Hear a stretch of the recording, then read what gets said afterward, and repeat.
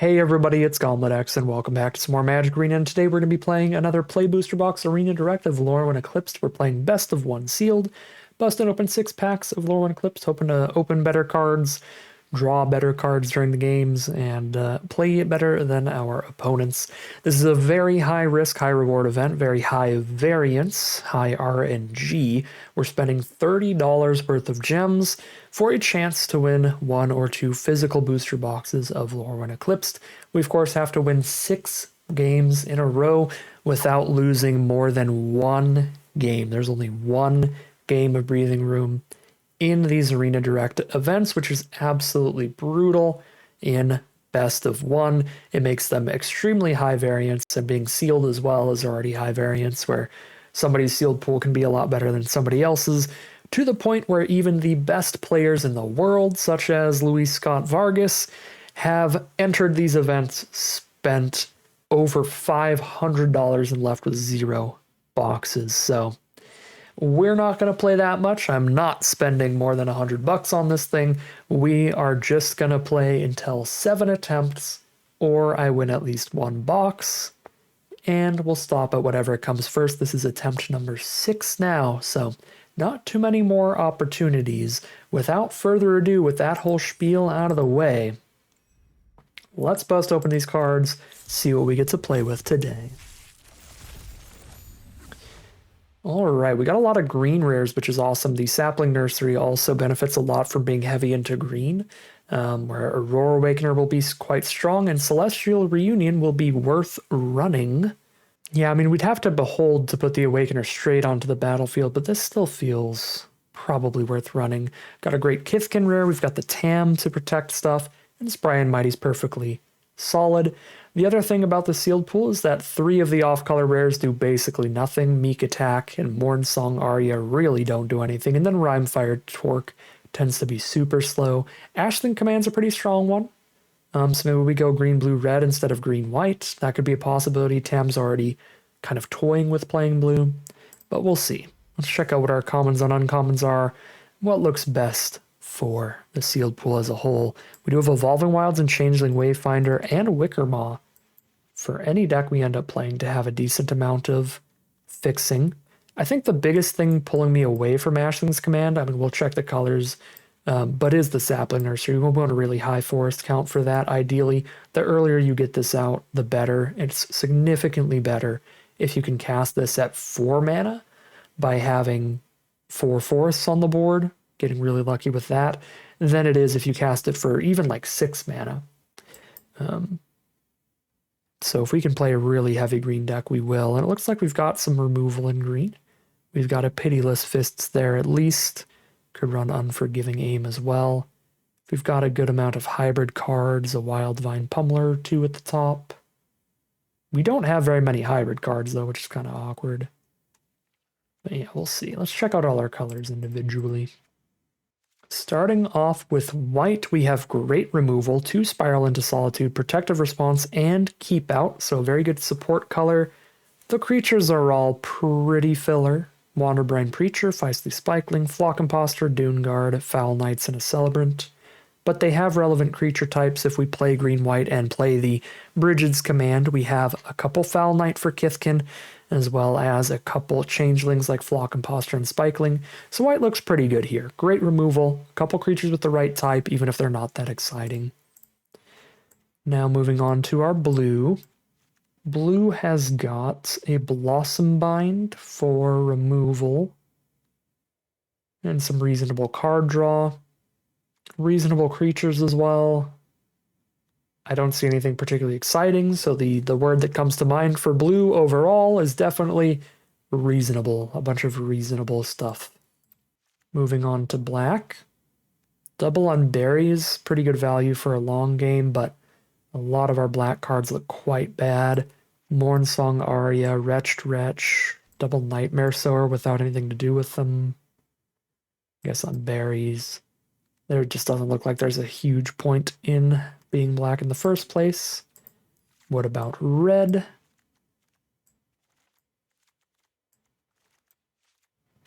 Red, we have a Feed the Flames and a Boulder Dash. Couple Bold Weir Aggressors. If we go green, red at the core, 2 Bold Weir Aggressor to go with our triple Vivid Giants, and then we play all our changelings too. It's a little bit interesting. I think our white might be a tiny bit better than the red in general, but red giving us the kind of crazy giant stuff is fun, and then it also gives us the Ashling's Command Splash. Yeah, I mean, we've still got removal here in red. We have Feed the Flames and Boulder Dash. In white, we would have had Protective Response Double Spiral and Keep Out. Okay, so we get better removal from playing white, and we get a Bridget's Command to go with a couple Kithkin. In red, we get some Bold Weir Aggressor stuff with the big 6/5 giants out of green. And we get Ashling's Command. Interesting to me. We've got a Pummeler for hire too. Yeah, we've got Pummeler for hire, 2 Wildvine Pummeler, and Aurora Awakener.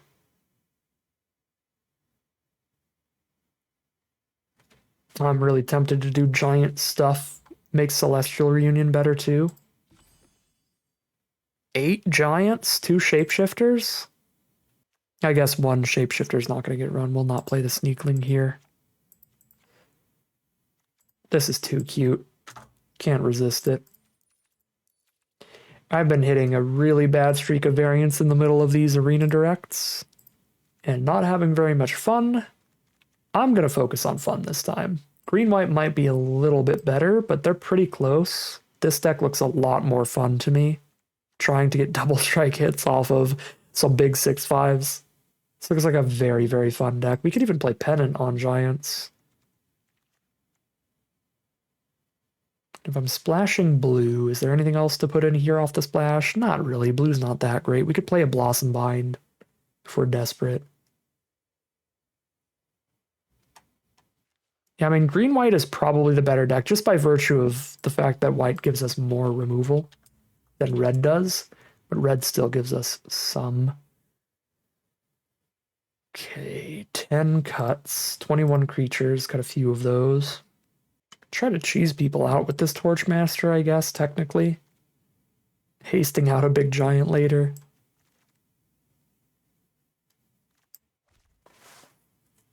We really want to play more green cards than red cards so we can keep the green land count very high, the forest count very high.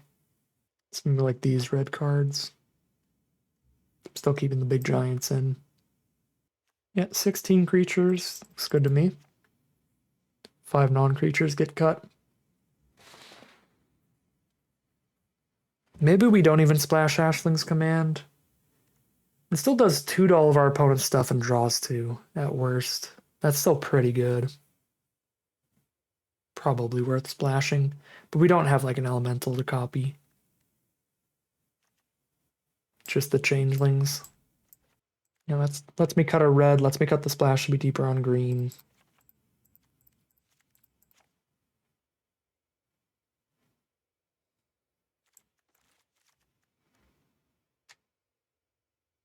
Pennant not picking up nurseries. Tragic. Wish this were a kindred tree folk. I don't think Pennant is actually that great in this deck. It's not a self-mill deck in any way outside of maybe running a 1 of Midnight Tilling. And then Pennant is also like at its best with good cheap cards you could like pick up and recast immediately, but the stuff we'd want to Pennant back is like really big expensive giants. So it makes it very inflexible. It's an incredibly late game play for the most part. Yeah, I don't really like Pennant too much in here. I like Embrace with all these giants. Pitiless Fists too. Maybe drop a Spry and Mighty. Card is explosive in the right spot, but also does literally nothing in the wrong spot. It's very high variance.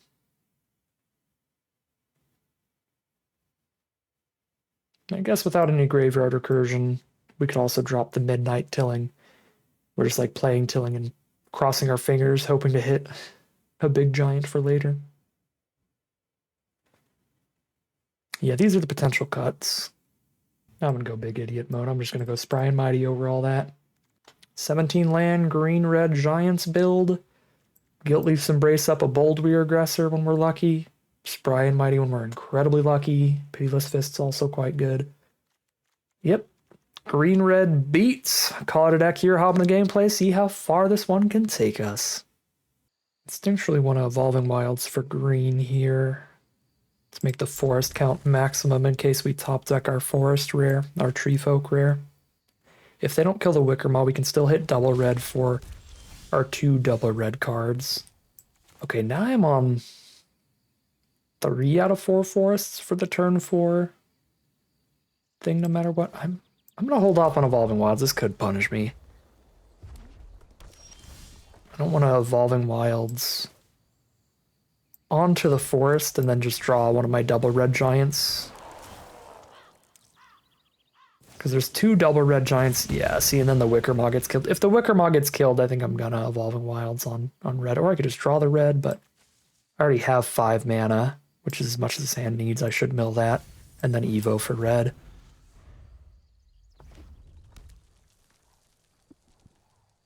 Mono red from our opponent.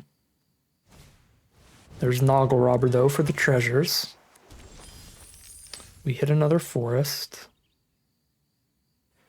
If I Evolving Wilds on red right now, and then the top card of my deck is that Tree Folk rare, I'm gonna lose it. But I think I should get my tap land out of the way.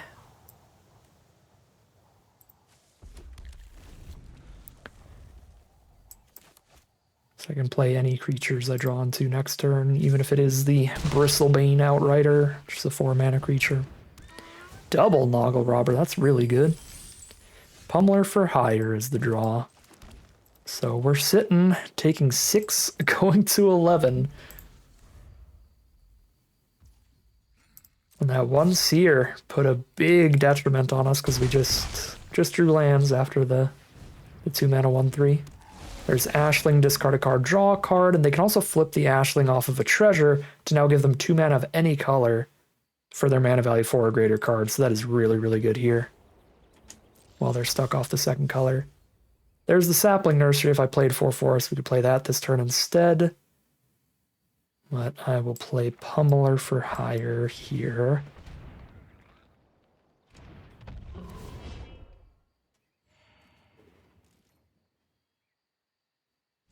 They have only played 1 removal spell, so they could have removal for Pummeler for hire, but if they don't, we are stable.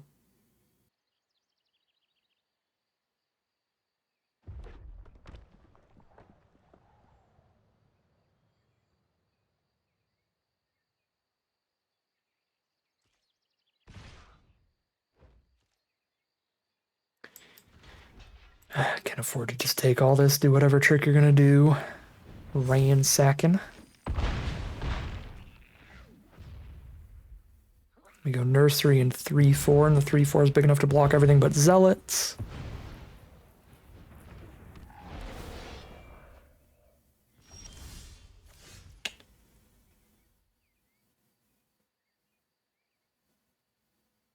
Okay, Cinderflock could have been a nightmare. They don't have double blue unless they flip Ashling, and they can't flip Ashling. I think Cinderflock. Yeah, it's going to go away at the end of their next turn, so they can't do it here. Yeah, we'll be fine. Just get our 3/4, take a chunk of damage here. Just take 6.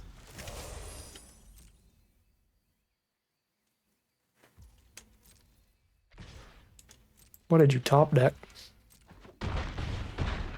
1 treasure is not enough to play Cinderflock, so we absolutely kill that. Go to 1. Top decked Flame Braider, which can't play it because it goes away. I have the tiniest chance in the world. Okay. Land for a creature.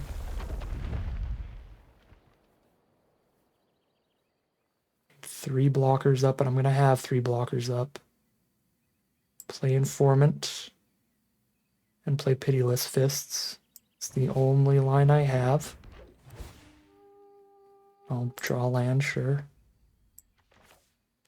We need somebody to kill one of their creatures and then be big enough to kill Zealot next turn too. So we Pitiless Fists a 3/4 onto a Noggle Robber. I guess any one of these creatures hitting me kills me. So we actually Pitiless Fists onto Ashling to stop them from drawing more cards. Have a 5-power creature against Zealot. So we put it on Informant and Ashling.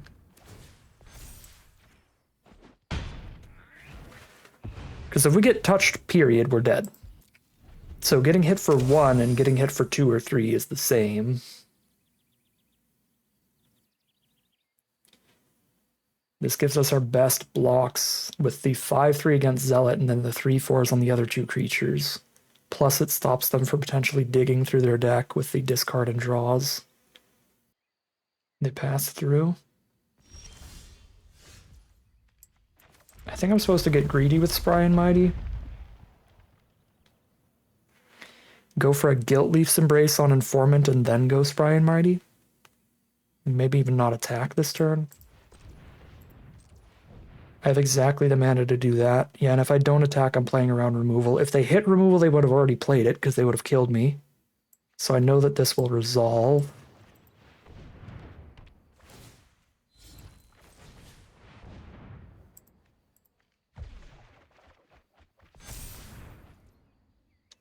But then I just pass to not die to top deck to removal. And then we just cast this stuff to be stable. I mean, they're a red deck. They could always draw something that shoots me for 1 and it's over. But other than that, we're stable. And there's the concession from our opponent. Not the ending I expected there when we got down to 1, but we get there. We are 1-0 heading into game 2. All right, here we are on the play for game number 2. Keep this opener and just hope to draw some spells. As always, when you have that Tree Folk rare in your deck, we're leading with Forests and not playing a mountain until the turn I'm casting a red card. Green-white from our opponent. I was gonna say green-red mirror, because that plains looks like a mountain from over here. Just because they've got these weird pixel lands. These red clouds.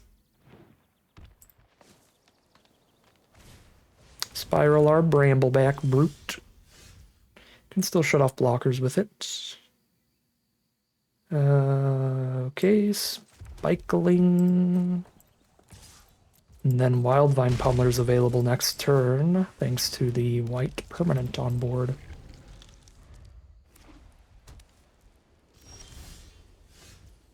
Okay, well, I can play Pummeler even if one of these 2 cards dies, and then I've got Guilt Leaf's Embrace up if they do something weird.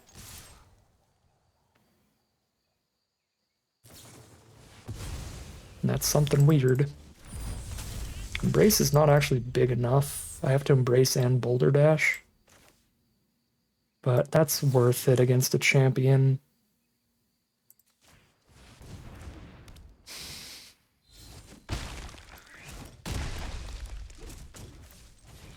Two, one.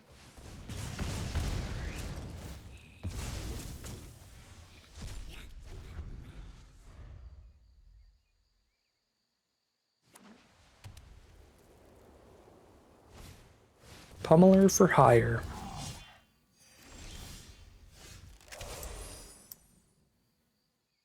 Brambleback Brute could shut off blockers in the future, but that's got Ward. Ward 2. Yeah, I'm not shutting it off this turn.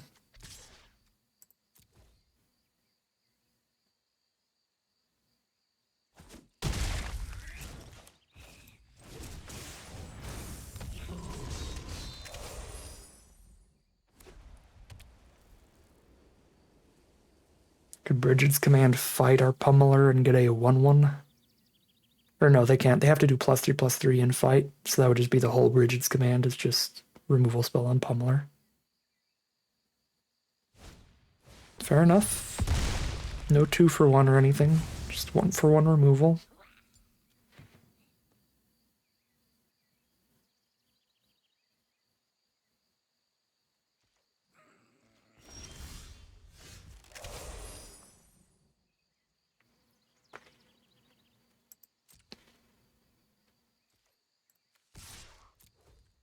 Could shut that off with Brute and then attack for 6 and play no creatures. But I would rather just get it off the board and then play Outrider and use Brute on other stuff.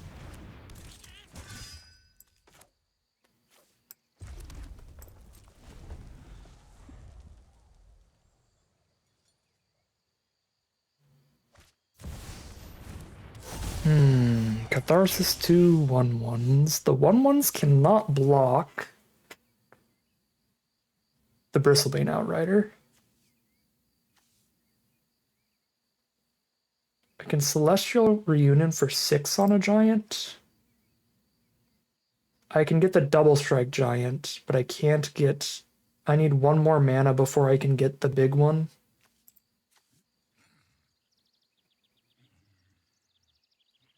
But if I wait, they could blight this Brute away, and then I can't do this.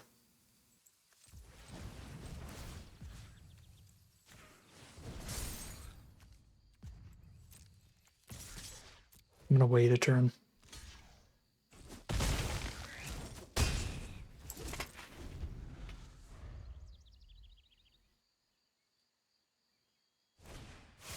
There's a Wildvine Pummeler of their own.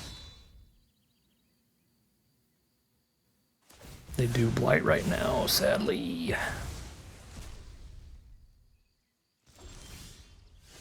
We did hit the mana. I can get a Knight or a Kithkin. I don't believe the 7-drop is a Knight. The 7-drop is a Druid.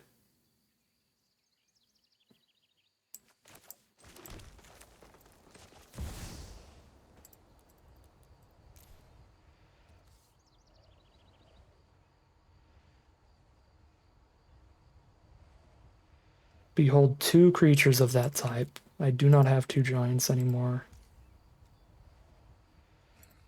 Oh, I only have 6. I have X equals 6. I can't even get the 7-drop. Yikes. Yeah, this Kithkin Knight is not helping me. Brambleback Brute.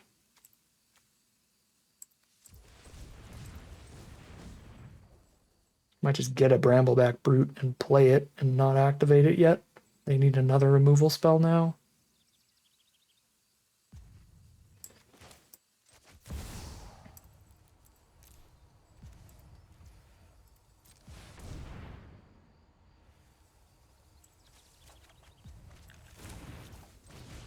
Yeah, I should have used that last turn.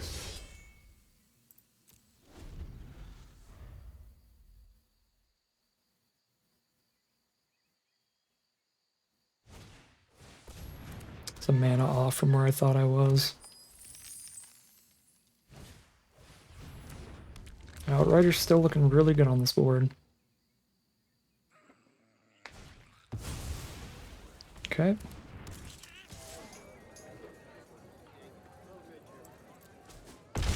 Take 6. Just draw land. Tap land 2 if I had tried to wait for the 7.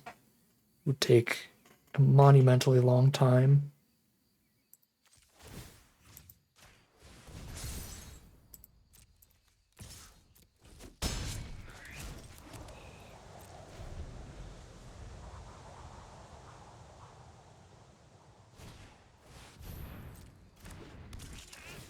Miss Meadow Council for our opponent.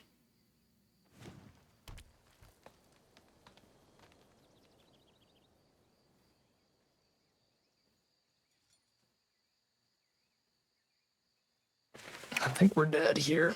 I don't think we hit enough gas. If I played Reunion a turn sooner, I might have had enough tempo to get there. But I definitely couldn't afford to wait it till we are playing a 7-drop, because I have one less blocker here too. And then still no 7. Then I play a 7-drop and just die on the crackback.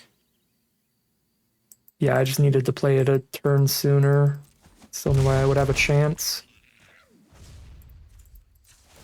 Tragic. And that's a terrible draw.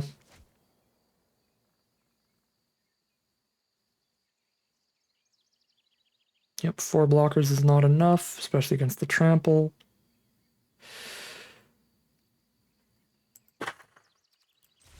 Bummer. Here we are for game number 3. Mono green opener, but we have Informant, Surveilling, and we do want to play exclusively Forests early in this deck. Spikeling, turn 2. Oh, we're actually on the draw here. I think I lied and said that I was on the play. We're on the draw. They've got the 2-mana 2/1 first striker to start off, which is really bad for Informant. Wickermaw's good mana, but I need more lands, not more fixing. So we mill that. Take 2. Mono white from our opponent so far. There's the core to get their next color of mana. There's a reunion for us. Probably have to just play it here so that I'm casting something worst case scenario next turn.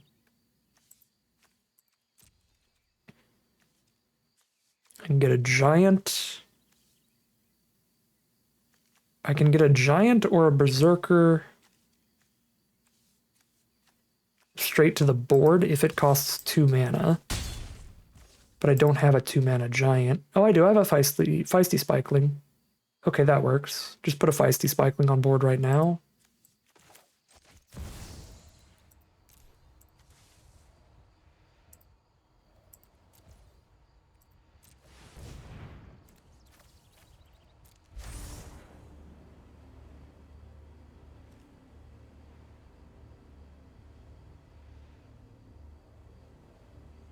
Oh my god, I didn't realize I could have put it straight on board. It doesn't matter if the card you're searching for shares the type. Oh, it does matter. Never mind. It was letting me tutor for anything, so I'm like, wait, it doesn't matter, does it? Okay. I read it right the first time. I should have had a spikeling on this board. Sig would have been a nightmare for me either way. I could chump block with the spikeling to stop them from drawing a card, in which case they're up a card because they killed one of my creatures for free. Ooh, they played a Barkadorn, so they're down a card. Oh, we can't draw lands anyway. Wow. Okay, well, luckily enough, even through that punt, this game has played exactly the same as it would have. I guess the pummelers would cost 2 less, but they're still too expensive since we didn't draw land. So we would have played a spikeling. It would have been on the board. We would not block their first striker. And then our spikeling would be too small to attack into their sig. So the game would play exactly the same. We would just have a spikeling on the board instead of a tam on the board.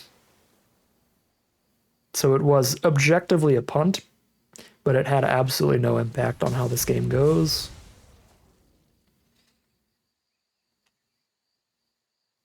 Yeah, and then the spikeling gets asserted before it does anything.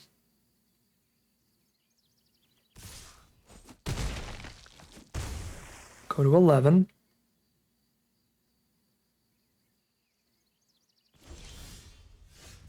I'm just going to draw every 5-mana card in my deck.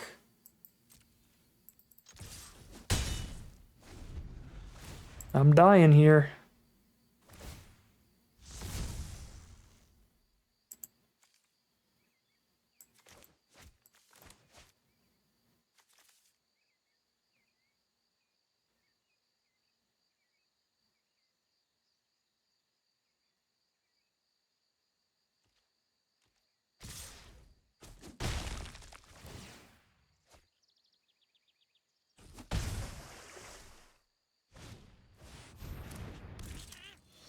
Thoughtweft Imbuer for unblockable exalted attacks with Sig.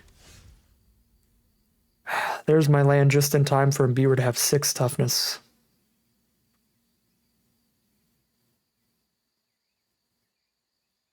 What a cursed arena direct this has been. Could shoot Sig and then chump. Imbuer stuff. If I hit another land the turn after, I gain some life with Pummeler.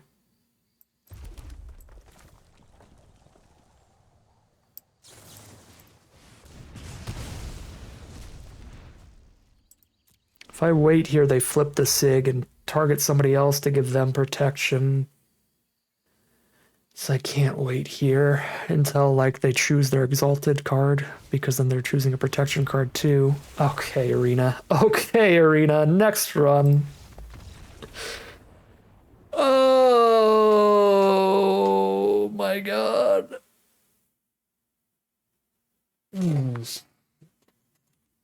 That's the world we live in. 1 and 2 it'll be. Could have played a green-white deck here. Our first loss, I think we could have maybe changed things playing the reunion earlier.